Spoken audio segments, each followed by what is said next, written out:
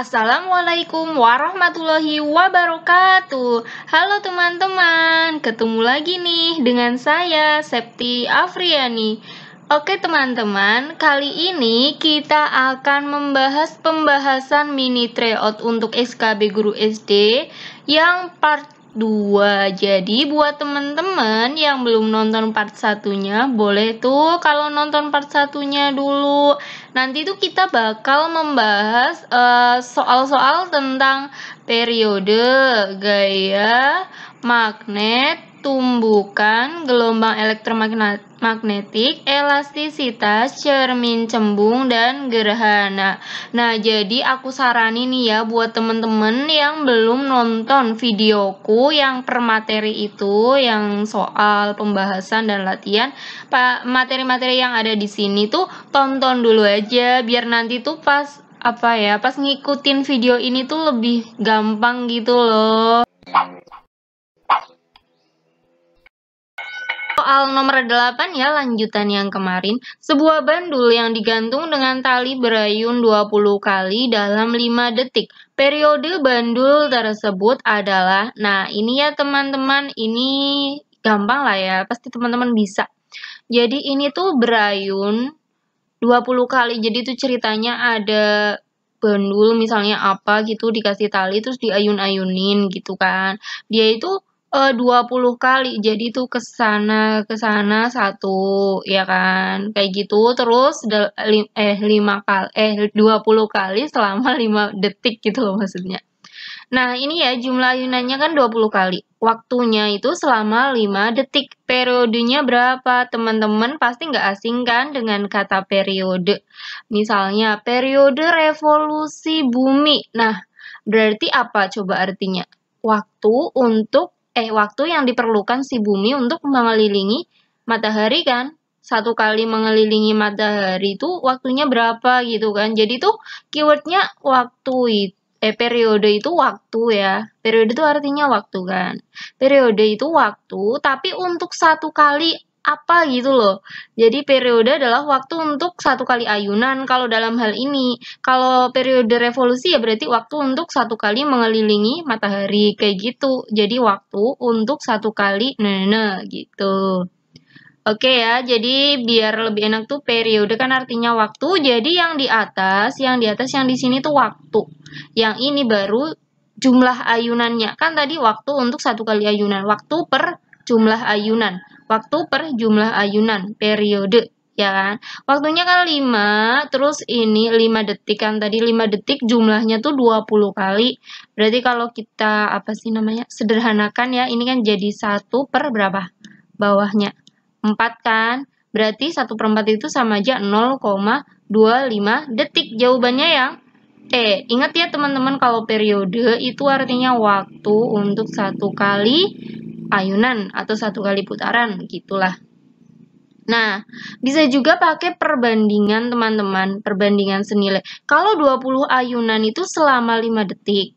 Kalau cuma satu kali ayunan berapa detik? Ya kan? Ini kan kita yang ditanyakan waktu untuk satu kali ayunan. 20 ayunan 5. Kalau satu berapa? Jadi tuh tinggal dikali silang gitu loh teman-teman, pakai perbandingan aja. 5 kali 1 ini 20 kali X kan, berarti 5 sama dengan 20X, X-nya itu sama dengan 5 per 20, sama aja, ketemunya 0,25, jadi tinggal teman-teman lebih enak pakai perbandingan, pakai logika kayak gini, atau pakai rumus. Kalau pakai rumus periode tuh waktu, berarti yang di atas waktu, yang bawah jumlah ayunan. Kalau pakai perbandingan dan logika, 20 ayunan itu butuh 5 detik, kalau satu ayunan berapa? Soal nomor 9. Sebuah balok yang bermassa M kilogram diberi 2 gaya sehingga bergerak dengan percepatan 1 meter per sekon kuadrat. Jadi tuh gambarnya gini nih teman-teman, ini tuh balok masanya M. Jika di atas balok tersebut ditumpangkan benda bermassa 5 kg, percepatan yang diterima benda menjadi berapa? Jadi tuh ceritanya, kasus pertama tuh ini ada balok ditarik gaya 30 dan 10, terus gerak. Nah, gerak percepatannya segini. Kan udah gerak tuh. Kalau misalnya diubah, kondisinya diubah, nah diubahnya dengan massa benda yang lain tuh ditaruh di atasnya gitu loh. Percepatannya kan berubah. Jadi berapa? Gitu. Oke ya, kita ingat yang segitiga F sama dengan M kali A gitu ya. Pokoknya ini kan puncak. Kalau kita ibaratkan sini segitiga atau puncak ini gunung gitu ya, ini kan puncaknya. Yang di puncak itu gaya. Jadi ingat aja di puncak senangnya bergaya, berfoto, berselfie gitu ya. Pokoknya di puncak senangnya bergaya. Sini M, sini A. Gaya, massa, percepatan, force, mass, ini acceleration, percepatan. Keadaan awalnya itu kan kita cari dulu tuh massa baloknya, kan kita nggak tahu berapa, ya kan? Karena kok harus nyari massa balok? Iya, kan nanti kita butuh percepatan. Atau gampangnya gini nih, untuk kasus pertama gayanya udah diketahui. Gayanya udah diketahui. Terus percepatannya udah. Yang belum ada apa? Yang belum ada ini kan, massa. Berarti kita cari dulu tuh massanya. Massa kan berarti F per A ya. M sama dengan F per A, segitiga ini nih. Nah, F-nya, ingat teman-teman, ke kanan 30, ke kiri 10, jadi dikurangin gitu ya teman-teman. A-nya itu 1, dari ini nih teman-teman, 1, jadi 30 kurangi 10 per 1. Ini kan 20, 20 per 1, hasilnya 20. Jadi tuh massa benda yang ini tuh 20 kg teman-teman. Nah, sekarang untuk kasus yang kedua atau kondisi kedua tuh benda lain. Misalnya ini ya benda lain. Ini benda lain 5 kg ditaruh di sini. Kan percepatannya berubah. Jadi lebih cepat apa jadi lebih pelan menurut teman-teman? Ya pasti lebih pelan lah ya. Dorong, misalnya dorong 20 kg dengan dorong 25 kg ya lebih butuh energi atau lebih pasti nanti bakal lebih pelan yang ini kan yang masanya lebih besar gitu loh. Berarti masanya menjadi berapa? 20 plus 5 ya teman-teman. Ini loh, awalnya kan tadi 20. Yang ini kan 20. 20 plus ini ditambah 5 kg. Jadi 25 kg. Jadi massa bendanya tuh berubah jadi 25 kg. Terus sedangkan gayanya tetap. Nah, percepatannya jadi berapa? Kita hitung ya, teman-teman. Ini F-nya tetap langsung aja 20 ya dari ini loh, teman-teman. 30 dikurangin 10 kan dapat 20. 20 dibagi masanya tadi ini, kan udah ditambah. Jadi nggak pakai yang 20 lagi ya, teman-teman. Tapi pakainya 25, masanya udah berubah. Nah, kita sederhanakan aja dibagi 5 dapat 4, bagi 5 dapat 5 kan.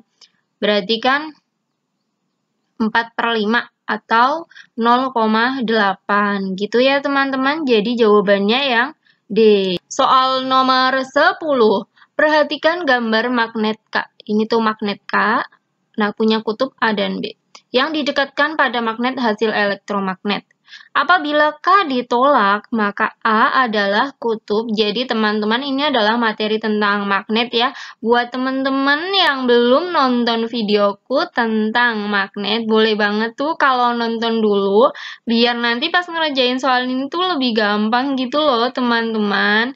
Karena udah terbiasa gitu. Oke teman-teman, ini kan elektromagnet.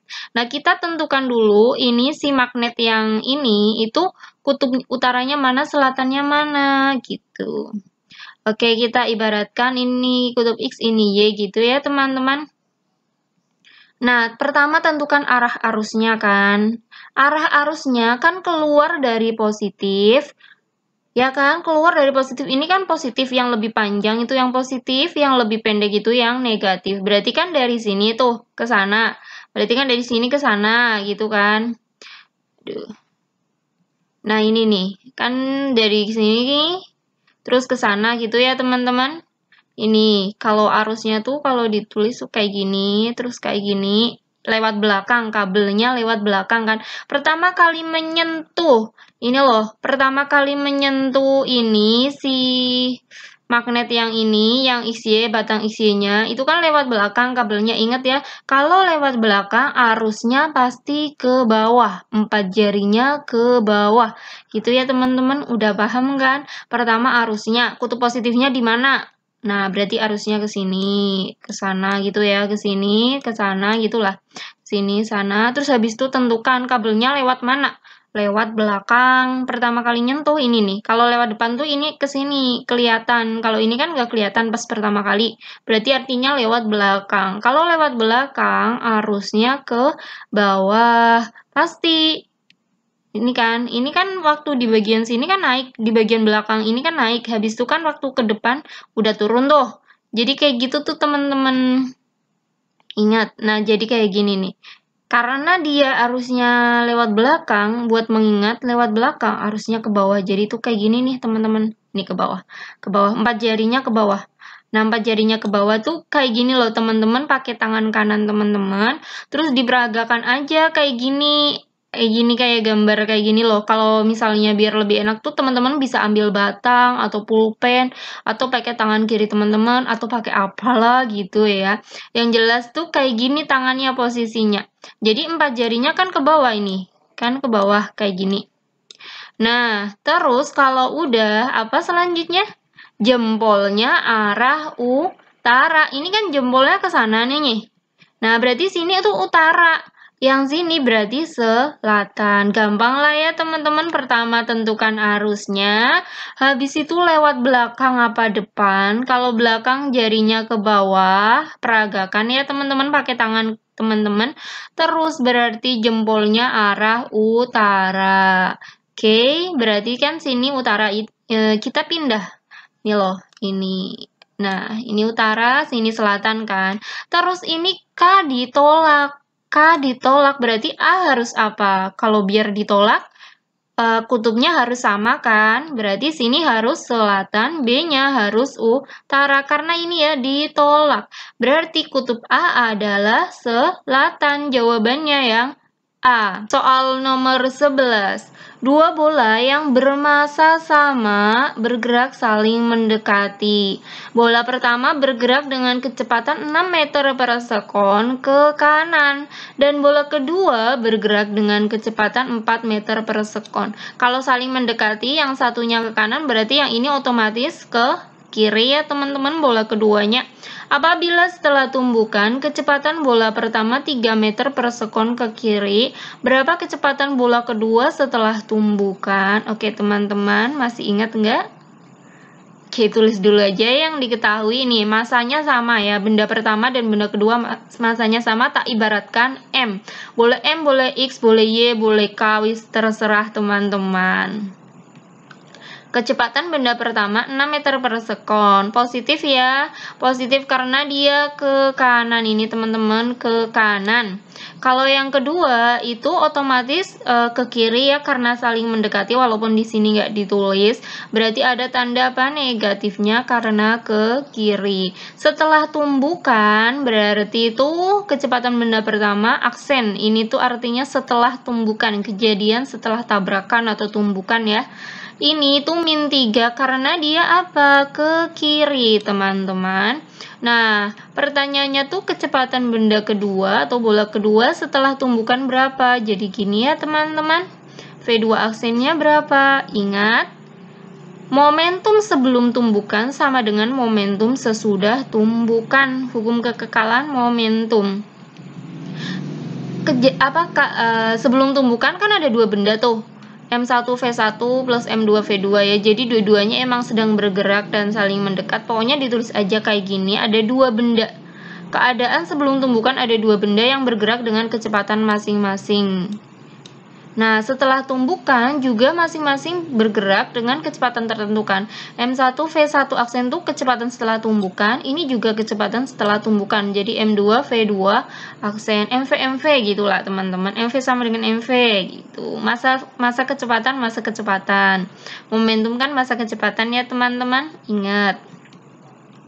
Yang benda pertama berarti masanya M, kita ibaratkan M, kecepatannya 6. Terus yang benda kedua sebelum tumbukan kan masanya M, kecepatannya negatif 4 ya teman-teman, ingat ada negatifnya. Oke, setelah tumbukan benda pertama tuh ini kecepatannya min 3, jadi itu massa kali min 3 ya teman-teman, plus M2 V2 aksen. M2-nya kan M, tadi udah sepakat. Ini ya teman-teman, semuanya aku ibaratkan M. Nah, karena semuanya memiliki massa yang sama, misalnya ini kita bagi dengan M, ini bagi dengan M, ini bagi dengan M, ini bagi dengan M, kan jadi hilang ya teman-teman. Jadi kalau kayak gini tuh boleh diperlakukan hal yang sama. Dikali dengan angka tertentu, berarti semuanya dikali angka tertentu. Dibagi dengan angka tertentu, semuanya juga dibagi dengan angka tertentu. Harus diperlakukan sama. Oke, kalau dibagi dengan M, kan ini tak coret M bagi M gitu. 1, ini juga, yang ini juga, yang ini juga, gitu ya teman-teman. Terus berarti tinggal 6 plus min 4 berapa? 2 ya. 6 plus min 4 kan 2. Terus tinggal ini min 3 dan V2 aksen. Terus gimana? Tinggal kita pindah aja ke sini teman-teman. Berarti kan ini negatif jadi positif. Kalau pindah kan lawannya gitu ya. Min 3 pindah jadi plus 3 sama dengan V2 aksennya sendirian. Berarti V2 aksennya sama dengan 5. Ini kan positif. Berarti artinya ke kanan. 5 meter per sekon ke kanan. Jawabannya yang A. Soal nomor 12. Seorang siswa menyusun spektrum gelombang elektromagnetik dari panjang gelombang terbesar sebagai berikut. Jadi itu ada inframerah, ultraviolet, gelombang televisi, dan cahaya tambak. Urutan spektrum yang benar seharusnya gimana? Nah, teman-teman, gelombang elektromagnetik itu memiliki beberapa spektrum. Nah, ini nih buat mengingat gitu ya. Gambar X, gambar yang punyanya X gitu ya. Seseorang yang bernama X ya lah. Gambar X udah tampak indah, kena radar TV dan radio. Ini tuh sendiri. Nah, maksudnya gabungan TV dan radio gitu loh, teman-teman. Nah, gambar G-nya itu gamma. Gamma. X-nya itu sinar X. U-nya itu ultraviolet. Gambar X udah gamma, sinar X, ultraviolet. UV ya, atau ultra ungu. Gambar X udah tampak indah. Nah, tampak itu cahaya tampak. Nah, cahaya tampak itu contoh apa sih namanya? Cahaya tampak tuh ya cahaya matahari yang kita nikmati gitu loh, yang terbit ketika pagi, tenggelam ketika sore. Maksudnya tuh spektrumnya yang bisa kita lihat gitu loh, teman-teman. Terus I-nya itu inframerah, radar itu radar atau gelombang mikro, TV dan radio, gelombang TV dan radio. Jadi tuh gambar X udah tampak indah, kenanya itu cuma buat tambahan, kena radar TV dan radio. Nah, kalau semakin ke sana, yang pertama itu kita sebutkan kan tadi gamma. Kalau semakin ke sana itu frekuensinya mengecil, semakin mengecil artinya apa? Artinya berarti frekuensi yang ini paling besar. Yang gamma berarti F-nya itu yang paling besar. Frekuensi atau energinya sama aja ya. Beda sih sebenarnya. Cuma maksudnya tuh samanya sama-sama besar gitu loh. Frekuensi dan energinya besar karena energi itu dipengaruhi oleh frekuensi. Frekuensinya paling besar kalau gamma. Jadi kalau semakin ke sana semakin mengecil. Jadi teman-teman yang paling depan itu frekuensi dan energinya paling besar. Kalau semakin ke sana panjang gelombangnya tuh semakin membesar. Artinya apa? Artinya yang di sini itu lambda. Lambda itu panjang gelombangnya kecil ya, teman-teman. Ini lambdanya kecil. Kalau tadi kan frekuensinya besar, lambdanya kecil. Jadi tuh antara F dengan lambda itu kebalikan gitu loh. Kebalikan, berlawanan ya. Maksudnya lawannya lah, bukan lawannya juga ya, tapi kebalikan gitu loh. Kalau F-nya besar, lambdanya kecil. Kalau lambdanya kecil, berarti kalau F-nya besar, lambdanya kecil. Kalau F-nya kecil, lambdanya besar. Gitulah teman-teman, pokoknya kebalikan. Dari yang paling depan ini, yang paling besar energinya, frekuensinya paling besar. Panjang gelombangnya yang kecil. Gambar X udah tampak indah kena radar TV dan radio. G-nya itu gamma, sinar X, ultraviolet, cahaya tampak, inframerah, radar atau mikro, TV dan radio. Sebenarnya ada juga yang menambahkan yang terakhir itu AM, gelombang AM. Buat mengingat ambiar, yang terakhir itu ambiar ya, AM. Cuma jarang dipakai juga sih. Oke teman-teman, sekarang kita susun ya. Pertanyaannya dari gelombang yang terbesar, ya kan? Gelombang yang terbesar. Gelombang terbesar berarti nyusunnya dari mana? Dari bagian sini, ya kan? Dari belakang. Yang panjang gelombangnya paling besar. Yang paling belakang yang mana nih? Berarti ini kan 3. Ini yang pertama. Habis itu yang mana? Yang mana? Inframerah, ya kan? Itu yang nomor 2. Yang inframerah. Terus yang mana? Yang cahaya tampak kan, cahaya tambak. Habis itu yang energinya paling besar atau frekuensinya paling besar atau panjang gelombangnya paling kecil, yang ini ya teman-teman. Kalau berdasarkan gelombang-gelombang ini kan cuma ada 4 yang disebutkan, berarti jawabannya yang mana? Yang 3, habis itu 1, 3, 1, 4, 2, berarti yang B. Soal nomor 13. Perhatikan gambar di bawah ini. Ini gambarnya teman-teman. Apabila ketiga batang mempunyai ukuran yang sama, artinya apa? Luasnya sama. Dan diberi gaya yang sama, maka urutan pertambahan panjang batang dari yang terkecil. Kira-kira kalau kayak gini tuh teman-teman mikirnya materi apa? Elastisitas, khususnya yang modulus elastis. Buat teman-teman yang belum nonton videoku tentang elastisitas, yang tentang modulus tuh nanti yang part 1 ya teman-teman. Teman-teman boleh nonton dulu tuh biar lebih enak pas ngerjain soal yang ini. Oke, modulus elastis apa? Masih ingat kan? Tegangan bagi regangan. Tegangan bagi regangan. Tegangan menegang ada hubungannya dengan apa? Gaya. Kalau yang ini regangan, meregang, berarti ada hubungannya dengan apa? Delta L, perubahan panjang. Ini force, ini apa sih? Delta perubahan length, gitulah panjang. Pokoknya yang tegangan tuh ada hubungannya dengan gaya, yang ini ada hubungannya dengan delta L. Kalau tegangan itu gaya per luas ya teman-teman. Tapi kalau buat mengingat pokoknya yang ada gayanya gitu. Nah, berarti apa? F per A ya, tegangan tuh F per A, regangan itu perubahan panjangnya bagi panjang awalnya. F per A per delta L per L. Gaya per tegangan, gaya per luas itu tegangan. Ini yang tegangan segini, tegangan ya teman-teman. Yang ini yang regangan. Nah, terus biar enak tuh kita jadikan ini naik gitu loh teman-teman, diubahkan kalau pembagian sama aja perkalian kebalikan. Jadi tuh F per A kali apa? Kali L per delta L kan. Jadi kayak gini nih teman-teman. Ini tuh delta L-nya tetap di bawah kan. Yang ini yang jadi naik karena perkalian kebalikan.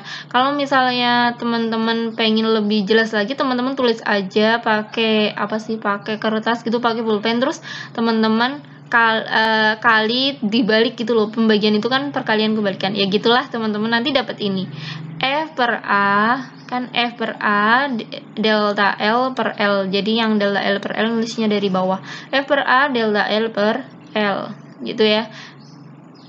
Oke, berarti jadi kayak gini ya. Nah, sedangkan yang ditanyakan itu kan pertambahan panjang dari yang terkecil. Jadi tuh kita pertambahan panjangnya itu kita sendirikan gitu loh teman-teman, dipindah ruas.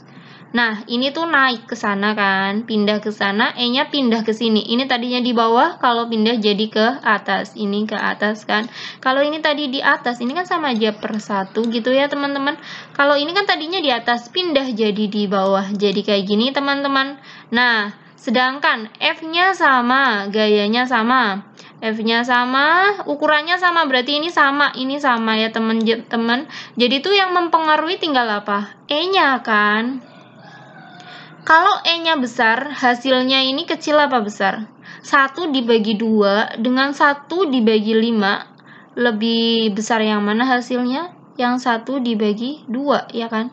Yang 1 dibagi 5 hasilnya apa? kecil kan. Kalau E-nya besar, ini kan karena pembagi ya. Kalau pembaginya besar pasti hasilnya kecil kan. Delta L-nya pasti bakal kecil. Ya nggak teman-teman? Kalau ininya besar, 1/E-nya besar, masih ini kecil. Tapi kalau 1/E-nya kecil, itu hasilnya besar. Kebalikan gitulah karena pembagian. Pokoknya paham lah ya gitu. Pokoknya kalau dibagi angka yang besar, pasti hasilnya bakal kecil. Artinya apa? Berarti kita kalau disuruh nyari urutan perubahan panjang dari yang kecil, artinya apa? Kalau biar delta L-nya kecil, berarti E-nya harus besar. Urutkan dari E yang besar gitu loh teman-teman. Atau kalau misalnya teman-teman bingung, berarti kayak gini, 1/100 dibandingin dengan 1/200 dibandingin dengan 1/70 gitu loh teman-teman, dimasukin angkanya. Tapi kalau aku males ya masukin angkanya. Ya udah tinggal pokoknya kalau delta L-nya pengen yang kecil, urutin dari yang E-nya besar kan. Kita udah bahas dari rumus yang ini ya teman-teman. Oke, berarti dari E yang besar berarti ini yang pertama, ini yang pertama. Terus habis itu ini yang kedua kan. Ini baru yang ketiga. Kan dari pertambahan batang yang paling kecil. Yang pertama itu B, A, C ya jawabannya. B, A, C yang D. Soal nomor 14. Deskripsi bayangan sebuah benda yang terletak 20 cm dari sebuah cermin cembung berjari-jari 60 cm adalah. Jadi teman-teman ini cermin cembung ya. Kita tulis dulu aja jarak bendanya S. 20 cm. Jadi kalau misalnya teman-teman tuh susah nginget, aduh banyak banget sih simbol-simbolnya, jarak harus diganti dengan S, apa harus diganti dengan huruf apa.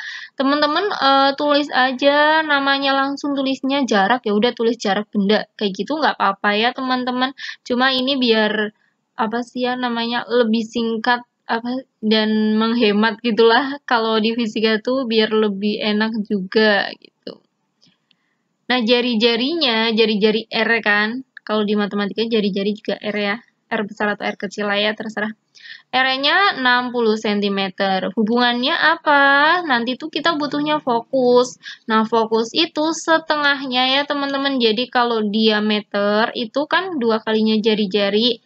Atau jari-jari itu setengahnya diameter kan kalau di lingkaran. Nah, kalau fokus itu setengahnya jari-jari gitu loh teman-teman. Berarti berapa? 30 cm ya fokusnya. Nah, pertanyaannya tuh jarak bendanya dan sifatnya kan.